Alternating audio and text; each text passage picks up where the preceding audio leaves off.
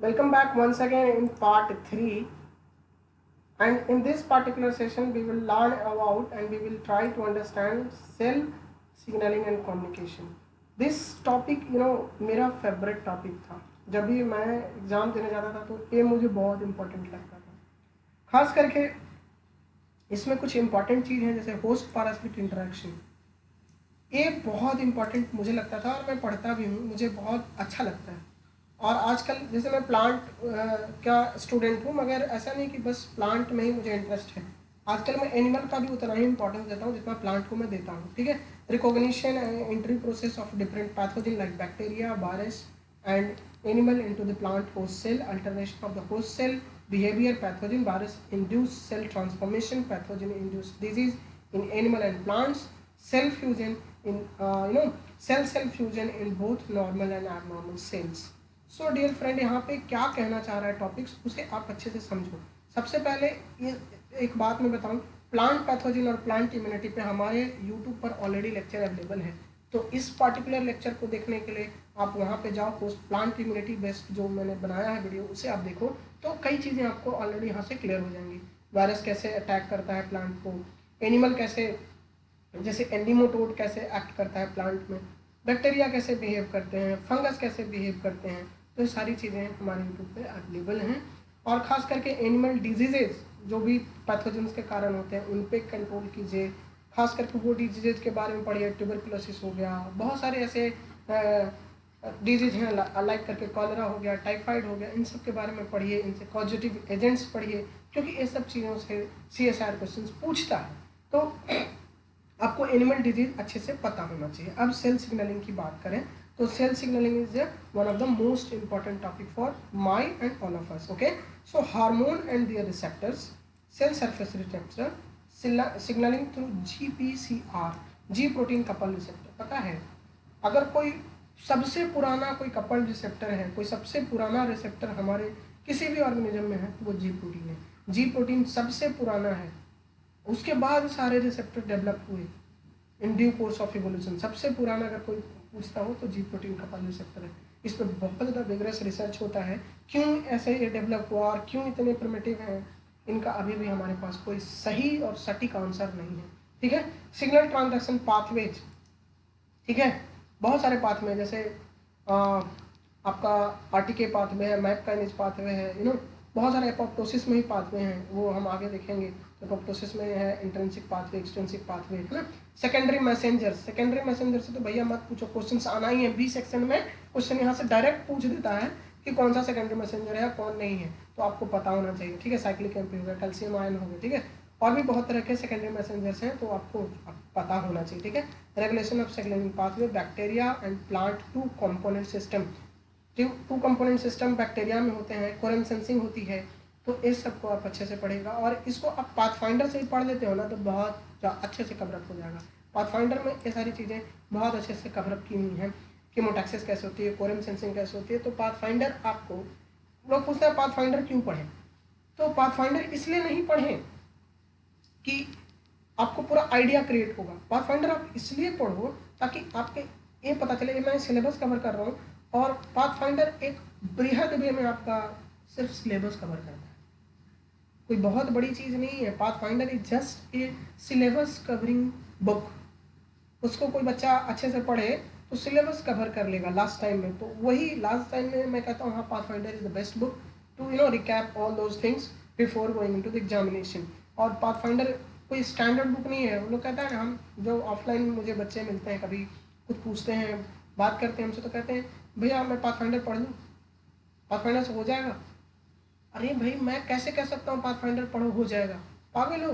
Pathfinder ही क्यों, standard book पढ़ो, standard book ही आपको हेल्प करेगा। और मैं क्या, दुनिया का कोई ऐसा टीचर नहीं है जो आपको एक कहे कि पाथफाइंडर पढ़ के कोई CSR निकाल ले। पाथफाइंडर आप अकेले नहीं पढ़ रहे हो, दुनिया के करोड़ों बच्चे होंगे इंडिया में, जो भी बच्चे जो CSR की प्रिपरेशन कर रहे हैं वो सारे के सारे पाथफाइंडर पढ़ रहे हैं, तो सारों का हो जाना चाहिए, फिर सीट तो लिमिटेड होगी ना। इसीलिए कंपटीशन बहुत टफ है। स्टैंडर्ड बुक्स पढ़ेंगे, अच्छे आइडियाज़ होंगे, प्रैक्टिकल एप्लीकेशंस होंगे, तभी आप एग्जाम क्वालिफाई कर पाओगे। ठीक है।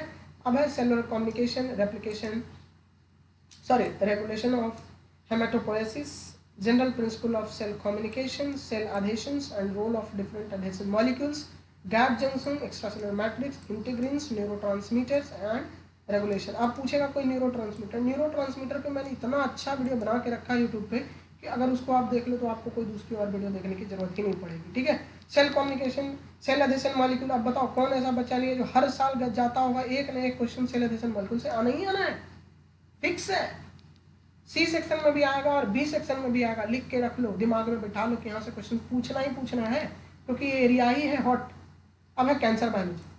अगर कैंसर बायोलॉजी बच्चा अगर पढ़ के नहीं जाता है तो फिर बेकार है एग्जाम देना। कैंसर से अक्सर क्वेश्चन पूछते हैं। ठीक है, फिर प्रोजेनाइटल सेल्स कैसे होते हैं, ऑन्कोजिन्स क्या होते हैं, ऑन्कोजिन, प्रोटो ऑन्कोजिन से ऑन्कोजिन में कैसे तब्दील होता है कोई cancer cell, tumour suppressor gene कैसे होते हैं, एग्जाम्पल है P53, RB protein, RB gene, ये सब रेटिनोब्लास्टोमा के जीन्स जो हैं। ठीक है, ये सारे क्या हैं, ट्यूमर सप्रेसर जीन है। Cancer cell and cell cycle. Cell cycle, cancer cell क्या है ना, इन जनरल व्यू में समझो, तीन बातें बहुत इंपॉर्टेंट है। हमारे हाथ को देखिए, समझिएगा, ये नॉर्मल सेल चल रहा है, ठीक है, ग्रोथ हो रही है, यहाँ आके रुक गया, क्योंकि ये अब सेल धीरे धीरे इतना बार डिवाइड कर चुका है कि इसको बुढ़ापा आ गया। बुढ़ापा आने का in case that cell is not able to divide further. सारे सेल लाइफ टाइम डिवाइड नहीं करते, कुछ तो एक ही बार डिवाइड करते हैं, like nerve cell and muscle cells. तो जब यहाँ पे पहुंचा सेल, अब एक कॉन्टैक्ट इनहिबिट कर गया। कॉन्टैक्ट इनहिबिशन होने का मतलब अब इसकी ताकत नहीं है। अब यहाँ से सेल के पास दो चांसेस हैं, या तो आप नीचे जाओ यानी आपका डेथ हो, डेथ होने का चीज़ है, उसे आप अपटोसिस कहते हैं। ठीक है, और यहाँ से अगर इमोर्टल हो गया तो वो चला जाएगा कैंसर की तरफ। समझ में आ रही है, अगर इमोर्टल हो गया, कॉन्टैक्ट इनहिबिशन को तोड़ दिया, अगर सेल साइकिल रेगुलेशन के सारे बातों को तोड़ के बराबर कर दिया और सेल ऐसे जाने लगा, तो वो नॉर्मल सेल किसी में कन्वर्ट कर गया, कैंसर में बदल गया। समझ में आ रहा है कैंसर सेल कैसे नॉर्मल सेल से अलग है।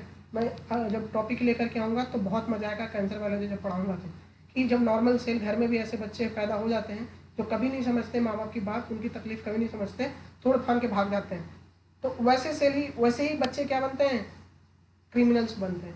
तो कैंसर सेल भी ऐसे ही बनता है, जो घर की बातें नहीं मानता, जैसे मन में आया, जो मन में आया वो किया, तो वो कैंसर सेल में बदलेगा।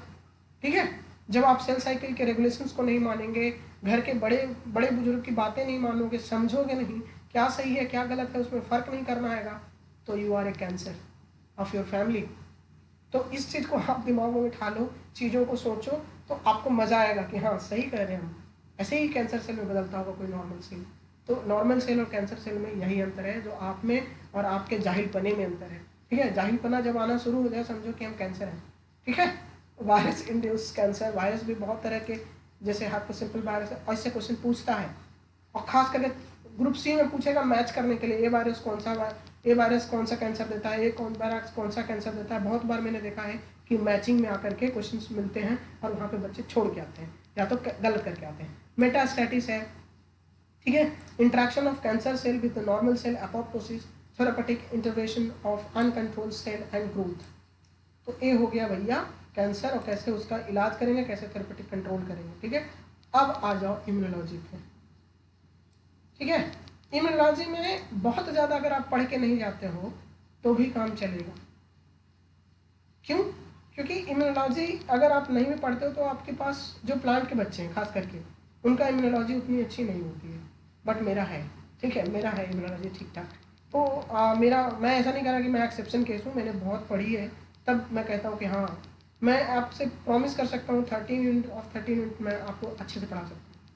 और ये अपने आप में कैलिबर डेवलप करो, मैं यही चाहता हूँ आपसे। ये सिलेबस लेकर के आने का मेन मुद्दा ये था कि मैं आपको ये बता सकूँ कि आप में वो कैलिबर है, आप 13 यूनिट क्लियर कर सकते हो। कोई कहता है ना कि 13 यूनिट और 13 यूनिट कैसे कोई कह सकता है कि हम क्लियर कर सकते हैं? ऑफकोर्स कर सकते हैं यार। मानव जब जोड़ लगाता है पत्थर पानी बन जाता है, तो करो, तो करोगे ही नहीं, हो कहोगे कि हमको बैठे बैठे सब मिल जाए, तो भैया इतना पॉसिबल नहीं है, दुनिया बहुत ही आगे निकल चुकी है। लेकिन हाँ, for those who belongs to the animal field, they know very well that the importance of immunology। immunology से भी क्वेश्चन बहुत आते हैं। ठीक है, cell and molecule involve in innate and adaptive immune response, antigenicity, immunogenicity, B and T cell epitopes, structure and function of antibody. ये पढ़ लेना भैया सब, चाहे प्लांट बैकग्राउंड के हो चाहे एनिमल बैकग्राउंड के हो, पढ़ लेना। Structure and function of antibody and molecule कहाँ से पढ़ोगे? क्यूबे से पढ़ोगे। कहाँ से पढ़ोगे? क्यूब से पढ़ोगे। जब भी मैं कोई चीज़ बता रहा हूँ तो उसके साथ बुक्स भी बता रहा कि ये इन्फॉर्मेशन अच्छे से कहाँ मिलेगी। और 7th एडिशन बुक पढ़ना, ठीक है। जनरेशन ऑफ एंटीबॉडी 7th या 6th, okay. Diversity monoclonal antibody, monoclonal antibody again very important for all exam. शायद इस बार डीबीटी में भी पूछा था, हाइट सिलेक्शन मीडिया अनप्टरीन ये क्या था, मैंने क्वेश्चन तो देखा नहीं है इसलिए मैं कुछ कह नहीं सकता, लेकिन हाँ यहाँ से क्वेश्चन आते हैं। अब एंटीबॉडी इंजीनियरिंग, एंटीबॉडी को बहुत तरह इंजीनियर एंटीबॉडी बनाते हैं जिससे हम क्या करते हैं, थेरेपेटिक डिजीज को ट्रीट करते हैं। आजकल की कोविड में हम लोग क्या खोज रहे हैं, एंटीबॉडी ही तो ढूंढ रहे हैं जो इस डिजीज के अगेंस्ट काम कर सके। एंटीजन एंटीबॉडी इंटरैक्शन ये बहुत इंपॉर्टेंट है सबों के लिए, जो मैं ग्रीन से मार्क कर रहा हूँ वो सबों के लिए इंपॉर्टेंट है और बाकी आप छोड़ भी सकते हो। MHC molecule, antigen processing and presentation, activation of B and T cell response, humoral and meditative response. यहाँ तक भैया सब पढ़ो, ये टॉपिक कोई छोड़ेगा नहीं। ये टॉपिक जनरल है, आपके बेसिक लाइफ में भी बहुत उपयोगी है। अगर ये चीज़ समझोगे तो आपको समझ में आएगा कि कैसे एंटीबॉडी, जैसे IgE है, IgE क्या करता है, IgA क्या करता है, IgM क्या करता है, सबसे पहले कौन सा एंटीबॉडी आता है, ये सब चीज़ें आपको पता होना चाहिए। और शायद आपको पता भी होगा क्योंकि आप 12th में तो बेसिक पढ़े होंगे ना, वहाँ पे भी इम्यूनोलॉजी पढ़ाई जाती है।